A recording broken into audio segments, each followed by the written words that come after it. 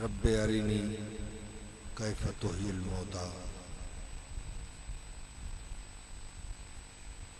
आमन्तु बिल्लाहि सदक़ल्लाहु मौलानल अज़ीम व सदक़ रसूलुहुन नबियुल करीमुल अमीन व नहनु अला ज़ालिका लमिनश शाहिदीन व शाकिरीन वल्हम्दुलिल्लाहि रब्बिल आलमीन। शाह ज़िकरम बरमन दरवेश निगर बरहाले मने खस्ता दिल रेश निगर। हर चंद नयम लायके बख्शाइश तू बरमन मनिगर बरकरम खेश निगर। ए खुसरवे खूबा नजरे सूवे गदाकुन रहमे बमने सोख्ताओ बेसरो पाकुन। दारत दिले दरवेश तमन्नाए निगाहे ज़ां चश्मे सिया मस्त बयक गमज़ा रवा।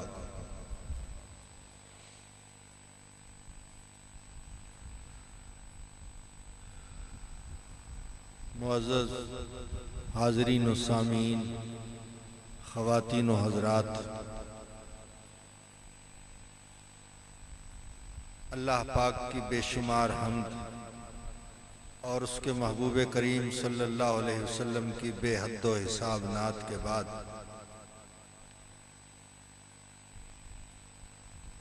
तसव्वुफ़ के हवाले से चंद बातें अर्ज़ करूँगा। मेरी कोशिश ये होगी कि हम कुछ न कुछ तसव्वुफ़ के बारे में समझ सकें। वैसे तो ये बहरे बेकिनार है, इसकी हकीकत, इसकी तह को हम नहीं पा सकते। हमारे लिए ये सादत है कि जो कुछ भी हम सूफिया किराम के फ्यूज़ व बरक़ात से हम पा सकें, अल्लाह ताला हमें औलिया किराम के फ्यूज़ व बरक़ात से मुस्तफ़ीद होने की तौफ़ीक़ अता फरमाए। मैंने कुरान मजीद फ़ुरक़ान हमीद की एक आया मुबारक का कुछ हिस्सा तिलावत किया है, जिसके बारे में मैं बहुत दफ़ा अर्ज़ भी कर चुका हूँ आपकी खिदमत में। मकसूद ये है कि कुरान पाक की आयत को एक आलिम भी देखता है, एक सूफी भी देखता है। एक आलिम अपने इल्म व फजल के बलबूते पे उसका एक तर्जमा करता है और सूफी अपने दिल की दुनिया से जवाहिरात लाकर हमारे सामने रख देता है। तो आज हमने इस आया मुबारका को दोनों हवालों से देखना है।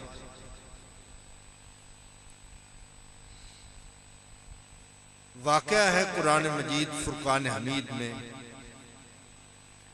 कि हज़रत सैयदना इब्राहीम अला नबीना व अलैहिस्सलातु व तस्लीम ने अर्ज़ की कि मेरे परवरदिगार, तू मुझे दिखा कि तू मुर्दों को जिंदा कैसे करता है। ये एक सवाल था हज़रत इब्राहीम अलैहिस्सलाम का रब्बुल इज़्ज़त के हुजूर कि परवरदिगार आलम, मुझे तू दिखा कि तू मुर्दों को जिंदा कैसे करता है। अल्लाह ताला ने फरमाया, क्या तेरा ईमान नहीं है कि मैं मुर्दों को जिंदा कर सकता हूँ? अर्ज़ की, बला, मेरा ईमान है।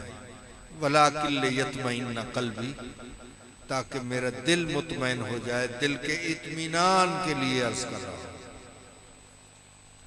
और इत्मीनान ना होने की वजह भी, यूं तो एक सवाल हो सकता है कि नबी का दिल मुतमईन क्यों ना हो कि रब्बुल इज़्ज़त मुर्दों को जिंदा कर सकता है।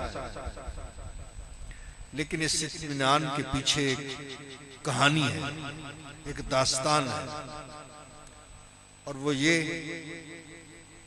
कि जिस तरह हजरत बीबी ज़ुलेखा ने तो हजरत यूसुफ अलैहिस्सलाम को देखा हुआ था, उन्हें यकीन था कि वो कितने हसीन हैं, लेकिन चूंकि ज़नाने मिस्र नहीं मानती थी, वो ताने देते थे, तो फिर हजरत बीबी ज़ुलेखा ने यह किया कि सबके लिए तकिए लगा दिए, फ्रूट दे दिए और छुरियां दे दी।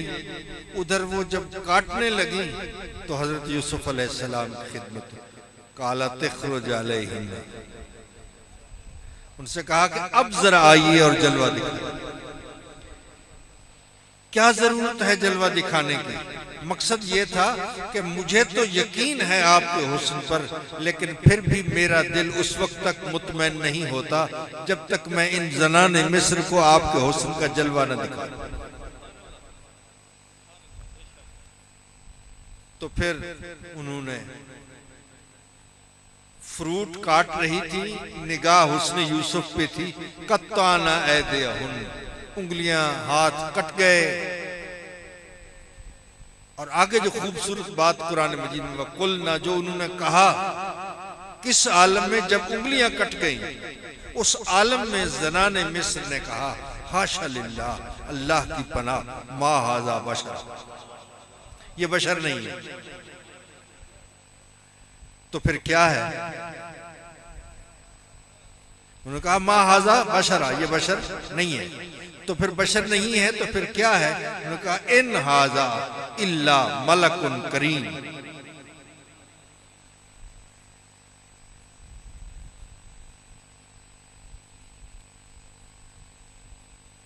फलम्मा रायनहु अकबरनहु, जब उन्होंने उसको देखा तो अकबरनहु, उसे अकबर समझा। किसको? हजरत यूसुफ अलैहिस्सलाम को, जो उस अल्लाह का बंदा है, जो उस अल्लाह का नबी और रसूल है, कि जिस अल्लाह के हुजूर हम पांचों वक्त कहते हैं अल्लाह हो,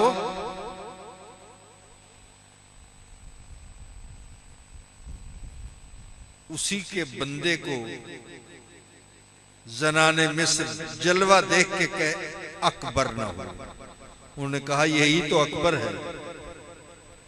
अब इसका तर्जमा अगर सराइकी में करूं तो इसका माना यही होगा कि ज़नाने मिस्र ने उस कैफियत में यही महसूस किया कि वो यार कलहोकड़ी रात वाला आज वेश वटा के वत है। वकुल नहाशा लिल्लाह मा हाजा बशरा, ये बशर नहीं।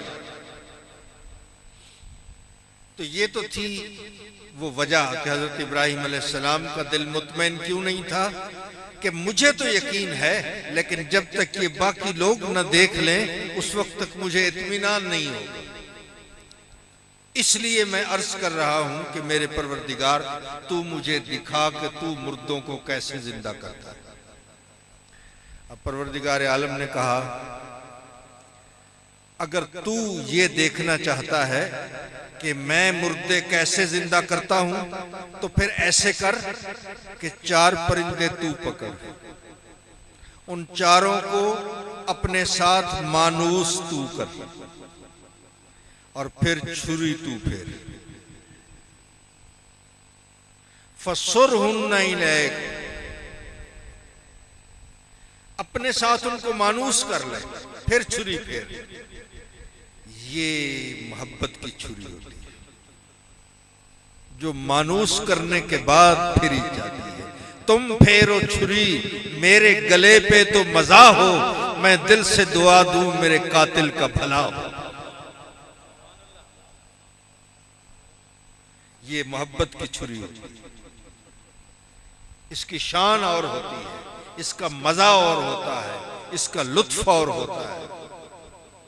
और मैं इनको मानूस कर लो, जब मानूस कर लोगे तो फिर छुरी फेरते रहोगे, इन्हें कोई परवाह नहीं होगी।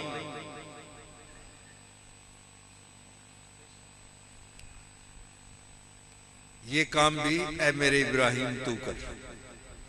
फिर उसके गोश्त के टुकड़े तू कर, उसको आपस में 4 परिंदों का गोश्त मिक्स भी तू कर, और इसको इनको मुख्तलिफ पहाड़ों पे तू रख।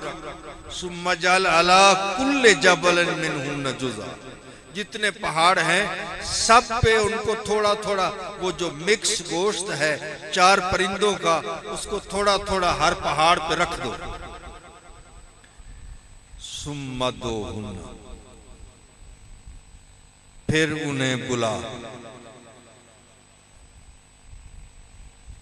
कौन कौन से परिंदे थे? मुर्ग, कौवा, बतख, मोर, मुर्ग, कौवा, बतख, मोर, 4 परिंदे। अब अल्लाह ताला का हुक्म है कि इनको बुलाओ। किनको? जो मर चुके हैं, जान दे चुके हैं, उनके गोश्त के टुकड़े टुकड़े हो चुके हैं, कीमा हो चुका है, मिक्स हो चुके हैं और मुख्तलिफ पहाड़ों पे रखे हुए हैं। अल्लाह ने फरमाया उनको बुलाओ। अब बुलाएंगे कैसे? या कुक्कुड़, ये जायज है? या रसूलुल्लाह जायज नहीं।